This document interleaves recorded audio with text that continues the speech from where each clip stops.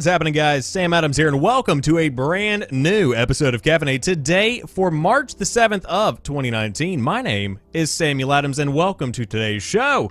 For those that are brand new to the program, this is a daily gaming news podcast where I bring you the hottest gaming news from around the industry, and today, I am finagling with a brand new camera, so we'll talk more about that. Not really, you might just see it in future episodes of Caffeinate and other kinds of content that I produce, but it's a very exciting time for me, so I hope it's pretty good for you as well. But, of course, the show is hosted live on twitch.tv/TheSamuelAdams 5 days a week, Monday through Friday at 7 p.m. Eastern Time if you did want to check out what the show has to offer and catch up on the hottest gaming news of the day. But with that being said, what are we going to be talking about tonight? Our stories include Nintendo announcing a brand new Labo VR headset. And if you don't know what that means, it means that it's made of cardboard. Okay, then Sony is finally bringing PS4 Remote Play to iPhone and iPad after a very long wait for many fans of the new technology. EA Play 2019 news has come out, and there is not going to be any kind of traditional press conference, an interesting trend that we're seeing for E3 of 2019. PUBG, the famous sensation that has swept the world, is getting some big map changes, starting with the OG. Ghost of Tsushima has a release date that has potentially been leaked by retailers, and Diablo has been released on GOG with other Blizzard classics to follow. Play it as it was in 1996. Always a good time to get a very solid remaster, but those are the stories for today's show, and I do hope you enjoy today's show on top of that. However, without further ado, let's go ahead and dive into it, shall we? First off, Nintendo announces a VR headset as a Labo kit. Very interesting piece of news here. Abruptly today, Nintendo has announced the fourth Labo kit, a cardboard enclosure for the Switch itself to transform the system into a makeshift VR headset. Similar to mobile phone VR and its cardboard headsets, Labo VR is a shell which players put the actual Switch inside of and view distinct images produced by the halves of the screen with each eye. Joy-Cons are attached to the sides of the headset to track motion as you move your head around. Very intuitive design for a cardboard VR headset. The packages come as a starter kit, which has the headset and a gun attachment with it, and a variety kit. The latter includes other items seen in the initial Labo reveal video last year, including a bird, a camera, a wind pedal, and an elephant. The extra items in the variety kit can also be purchased separately as well. Now, Nintendo has not detailed the software that will come with the variety kit, but the ESRB rating suggests fantasy violence. Considering it comes with a blaster, we can only assume that, much like most VR games, it will probably be some kind of shooter. And so the Labo VR kit releases on the Switch on April the 12th, if you did want to check it out. But very, very interesting piece of news here, because we've always kind of toyed with the idea of having some kind of VR headset for the Nintendo Switch, and mainly it's been in a joking kind of manner. But it's something that is incredibly intriguing to me, because this could actually work depending on the expectations of the player base and also the development of software for this specific device. It could be a big win. Now, is it going to be competing with stuff like the HTC Vive? Of course not, because you're already working with a relatively low resolution screen to begin with whenever you're talking about the Nintendo Switch device itself. But whenever you kind of take that to the side and you understand that it's not going to be something of a mainline VR headset like you get with the HTC Vive, like you get with the Oculus Rift, this could just be a pretty cool little side gig if you did want to have something new to play on the Nintendo Switch. And of course, as many Labo kits are, this is primarily geared towards kids, so hey, if you've got a 10-year-old that really wants an HTC Vive, they have a Nintendo Switch, go ahead, pick up a Labo kit, and hey, you scratch that VR itch without breaking the bank. That's pretty much where I see this kind of thing coming in at. Now, I saw a ton of people on Twitter saying, oh my gosh, the experience is going to be awful. Oh, why is this even happening? It's such a bad idea. And I also saw equal amounts of people actually being happy about the announcement. But for me, you just can't expect this to be a true VR experience. You've got to understand what kind of experience you are going to be getting from the Nintendo Labo VR kit. It's not going to be top of the line, but hey, it might not be that bad either. So if you did want to check it out, again, it is going to be coming out on April the 12th, and it could be a pretty good time depending on your experience and your expectations, which, of course, pretty much decide how you react to just about everything in life. Don't be so hostile about things. Just lean back and enjoy the cardboard VR. or whatever. Anyways, moving on to the next story of the day. Sony is finally bringing PS4 Remote Play to iPhone and iPad, and by bringing, I mean brings, because the application is out now, along with a subsequent update for the PlayStation 4 itself. The latest update to the PlayStation 4 operating system has a feature that some users have craved for years. From today on, the console will now properly sync with iOS devices, giving iPhone and iPad users the ability to game with the PS4 Remote Play app. Given that Sony first launched the Remote Play for its Xperia Z3 in October of 2014, it has certainly been a long time coming. Much like its forebears, setup is as simple as updating your PS4, downloading the app, and pairing the two. The on-screen controls are overlaid onto the image, and like many mobile games, will probably play better with a third-party controller. Sadly, again, very, very sadly, you can't connect a DualShock 4 to an iPhone unless you've jailbroken it, so third-party options are probably the way to go.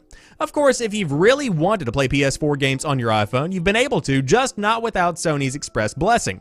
Third-party apps like RPlay have enabled this since 2017, although unlike Sony's offering, you did have to pay $12 for that privilege. So if that $12 has seemed too steep, you can now grab the PS4 Remote Play app for iOS in the App Store and other territories as well around the world.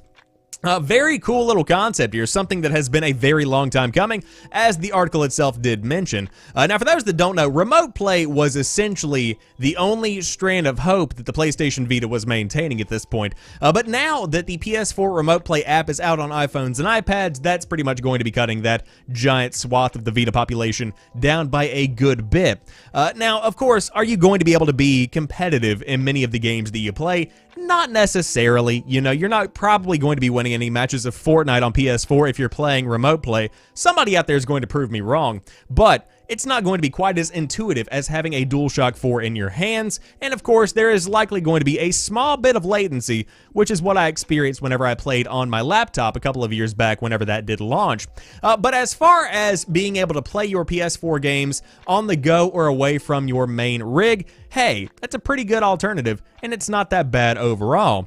So if you did want to dive in and check it out, it's out today on the iPhone and the iPad. I, for one, have not given it a shot because, quite frankly, haven't had time, and also I've been playing Far Cry 5 on PC. But with that being said, fantastic opportunity for those that did want Remote Play on their new little devices like iPhones and iPads and the like. But very cool, glad to see it finally come, and of course, long time coming, as I said before. But it's out right now if you did want to check it out. Maybe DualShock 4 support could come soon. That would be very nice. That would make that actually worth checking out. But let's talk about E3 of 2019, because traditionally I have covered it on my channel very deeply and in a very professional way for at least the past 3 years or so. But today we got news that EA Play 2019 is changing just a bit, and by just a bit, I mean a pretty good bit in that. 2019 will mark the 4th year of EA Play. What we envisioned as a celebration of play has become an incredible moment that we love to share with the community each year. We are so grateful for all of our fans who have joined us, and we look forward to making this year an even better experience. This year, you'll see less talk and more play, with an event entirely focused on the heartbeat of EA Play, our player communities and the games they love. First, hands-on with some of our biggest games, exclusive content with some of the most popular creators in the world, and of course it is free for all to attend because it's a live stream.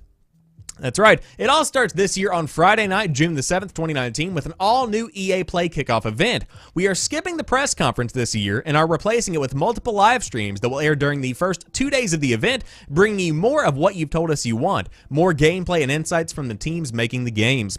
Weekends are meant for play, and this year we've moved the EA Play Fan Fest to Saturday, June the 8th and Sunday, June the 9th, where players will get hands-on time with our games. We'll also have content creators streaming live from our Creators Cave in the Hollywood Palladium, providing gameplay content to our players viewing online. EA.com will be the home for all online EA Play content, and players can get behind the scenes with our games via exclusive gameplay reveals, developer talks, and breaking news. But that's enough talk for now, they say. We've got plenty more to show in the months ahead.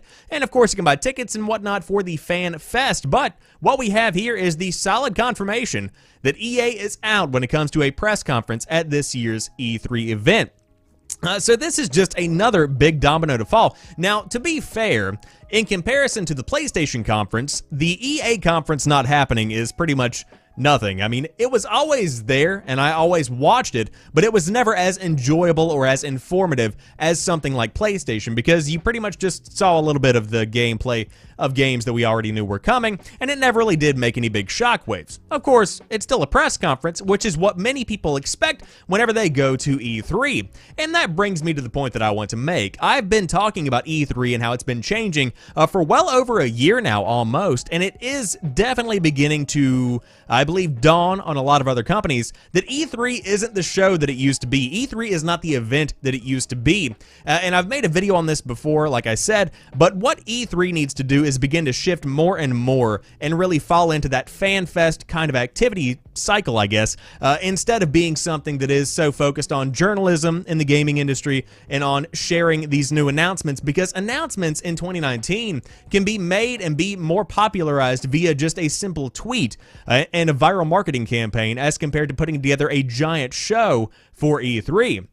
But now, if you don't believe me, we are going to be able to put this to the test, because this year we should be seeing some kind of big Xbox announcement, whether it be the announcement of multiple consoles or just one console. We're going to be seeing a big piece of news come out of Microsoft's event, and so that really is going to show what the future of E3 looks like. Is it still viable for companies to actually participate in this kind of event, or is it more profitable in the long run for them to skip it and go ahead and just post stuff on social media, throw up a YouTube video, or even do live streams as EA is showing right here?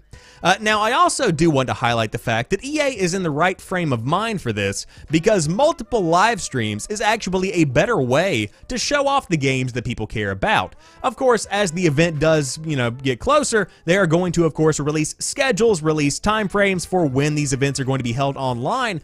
And so if you care about one specific franchise or one specific game, you can tune in at that specific time and completely forget the rest, instead of having to watch a giant, swath of announcements from a giant press conference. And that, in my opinion, is a pretty good way to go about doing things. When it comes to releasing news as E3 begins to evolve, you're going to have to really tailor it to the fan experience and really ensure that those that want to see their specific game don't have to stick around for an entire long press conference, because quite frankly, the human attention span is beginning to dwindle day by day.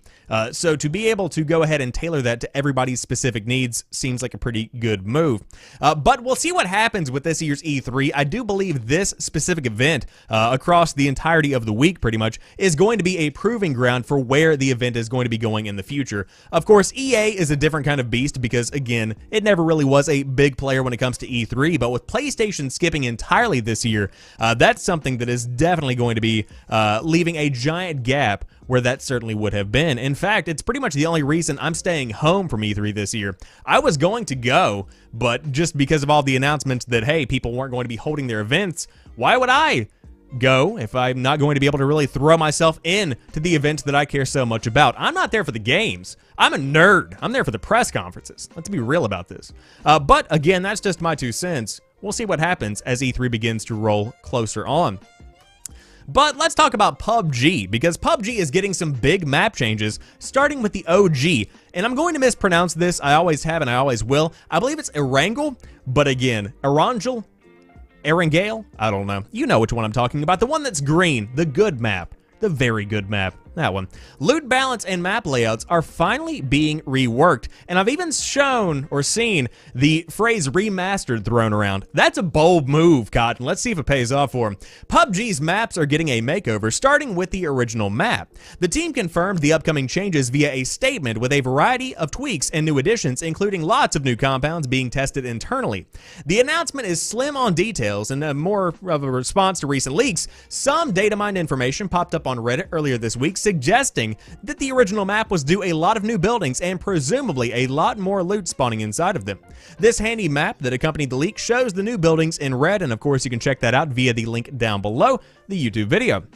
It looks like quite a lot of new real estate, and PUBG Corp says the extra compounds aren't the only thing it's testing at the moment. Loot balance and map layout changes appear to be the focus of the update, but the team says it's working on other improvements too.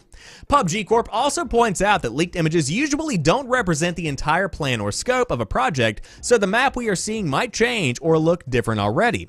And once it gets in the hands of players for further testing, it could end up looking quite different. Plans for these tests will be shared in the coming weeks, along with more details about the improvements.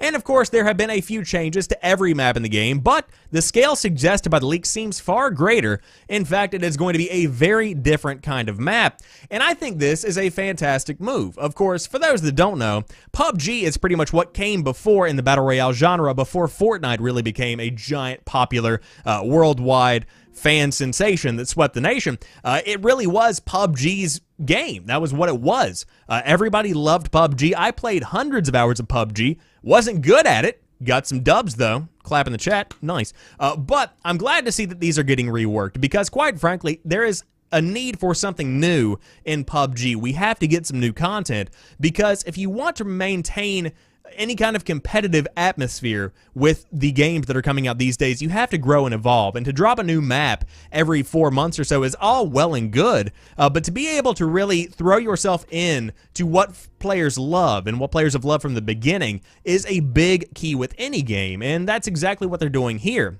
There is no better time, in my opinion, in PUBG's life than the original map with the original base game. That is what I love about PUBG. That was the time that I fell in love with PUBG, and that is what I still love about PUBG. The rare occasion that I do go back to the game, I will only play on the original map, and I feel like I'm not alone in that. It just has a good nostalgic feeling, even though it's only been a couple of years. So to see that map get reworked, to see it changed up a bit, and to really see a breath of fresh air brought into a game that is beginning to get a little bit stagnant, even though there have been plenty of additions to the content, I think it's a fantastic move, and one that is definitely going to be a big benefit to PUBG and PUBG Corp going forward. But of course, no release date for this as of right now. Stay tuned to the Reddit for the next couple of weeks, and of course the official PUBG Twitter accounts. But hey, I'll let you know right here on the show when new info does roll down the pipe. Always an exciting time when you get updates to games, without a doubt. Is that just me? Am I the only one that gets excited about that? Probably not, but maybe. Now let's move on to some Ghost of Tsushima release date news, because it has been potentially leaked by a retailer listing. So, it's been a leaky week for PS4 exclusives. Not only has promotional material for The Last of Us 2 recently given away an October 2019 launch window for Naughty Dog's upcoming sequel, but a Swedish retailer may have just spoiled Sucker Punch's release plans for its feudal Japan set open-world game Ghost of Tsushima. The store listing for Ghost of Tsushima on Spellbutiken? Sure. Again, Sweden. IKEA people, states that the PS4 and potential PS5 title, which is developer Sucker Punch's first new game since 2013's infamous Second Son, will be releasing on August 30th, 2019, and a few clues suggest this is more than just a placeholder date with no bearing on the truth. For one thing, placeholders are usually set by retailers on the last day of any given month, and in this case, that would be August 31st, not the day before. August 30th, as it happens, is also a Friday, which is a common weekday of choice for big game releases, given that it's right before the weekend.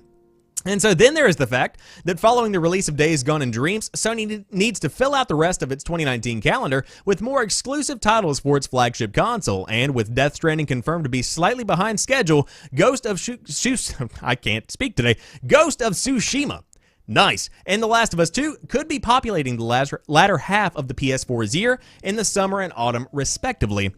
So this could be some pretty big news for those that are fans of PlayStation 4 exclusives. Of course, Ghost of Tsushima is a beautiful looking game, one that I am highly excited about because I've always been a lifelong fan of Sucker Punch. They have made some fantastic games in the past, and of course, infamous Second Son in and of itself was not only something that really did encapsulate Infamous as a franchise, but also was gorgeous. I mean, it took full advantage of the early life of the PlayStation 4, and it pushed the hardware to its limit, and the lighting in that game, the gameplay in that game was something that was just really proving what the next generation of consoles was capable of, because again, it did come out towards the beginning of the PS4's life cycle. So I would love to see more about Ghost of Tsushima. Of course, more news is going to be coming around E3 if I did have to guess, but to see it coming in August is a bit of a shock to me. Again, if this is to be believed, because it seems like more of a big release for of course, the PlayStation 4 and also for Sucker Punch, one that very well could warrant an October or even a November release date. But I also understand where they're coming from, because August always tends to be a bit of an empty month when it comes to game releases. Those that have big games are tending to wait towards the latter part of the fall, gearing up towards the holiday season, which is, of course, riddled with incredibly high shopping transactions. But on top of that, it's also late in the summer, so people have been playing older games. It's a complicated time, August is, but very well could be when Ghost of Tsushima does see its release date. And of course, I'll be playing it. Of course, maybe by then I'll be through Sekiro Shadows Die Twice, but hopefully we will see more about this in the coming weeks. Beautiful looking game though, truly a gorgeous looking 2019 game, and one that I'm sure will be pushed to its limits on the PlayStation 5, if that is to be believed. Again, that's a totally different ballpark in and of itself. But to round out today's show, let's talk about Diablo. And no, not the mobile game, and no, not the next Diablo game, but a very old Diablo game, because Diablo has been released on GOG with other Blizzard classics to follow. Play it as it was in 1996. GOG is introducing a brand new batch of old games to its massive roster, unexpectedly joining forces with Blizzard to re-release classic games from the studio's library. To start things off, Diablo is now available for the first time ever on GOG, and you can play the game as it was over 20 years ago now. Quote, "We were bummed that these iconic games weren't available to our players, so we're very happy to work with the crew at GOG.com to rectify that," said Rob Breidenbecker, nice, Blizzard Vice President and Executive Producer. "This has been a long time coming, and we hope our players will be excited to jump back into these classic titles. You'll get access to 2 versions if you pick it up. The first is nearly identical to the 1996 version, complete with matchmaking provided by a classic version of Battle.net. And then there's the updated version, which has Windows 10 compatibility and bug fixes. Which one's going to run better?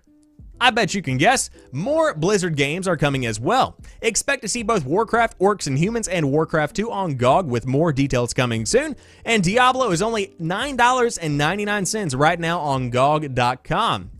Now, for those that don't know what GOG is, which may be a good many of you, it's essentially this hub of classic games that are intended to be released as they were released back in the day. It's not supposed to be modernized in any kind of way, shape, or form. It's supposed to be very realistic, and it's supposed to be a very good representation of how you remember these games being way back in the day. So it's good to see that Diablo is coming. Of course, there has not been a lot of good Diablo news over the course of the past 6 months or so. It's been a little bit rough because you've got the mobile game, you have the terrible BlizzCon presentation, so much of that kind of negative press surrounding the entire franchise. But now, hey, you can dive in and check out the brand new old version of Diablo if you did want to kind of cleanse that palate, so to speak, and you wanted to go back and experience childhood yet again. Now, I'm not somebody who grew up on Diablo, but even I can respect the OG. Even I can get behind that kind of concept. And of course, you've got the trailer here if you did want to check it out. Riddled with awful graphics, but also something that really is satisfying about that classic appearance. But again, available right now on GOG.com, and of course, more Blizzard classics are set to come. Glad to see them on GOG, by the way, and not Battle.net. That's always a fantastic move. But with that being said, that rounds out today's episode of Caffeinate. If you did enjoy today's show, be sure to drop me a like down below if you are watching on YouTube. For those hanging out in the chat, like Andro, he says, "My kids and I love the show, mate. Only not long found you on here." I appreciate you being here, and if you did want to join live into the stream, the show is hosted 5 days a week, Monday through Friday, at twitch.tv/TheSamuelAdams, and I'm always glad to see new names and new faces in the chat, and I hope to continue to do this for years to come. But with that being said, you guys have a fantastic rest of the night. I will talk to you soon, and peace.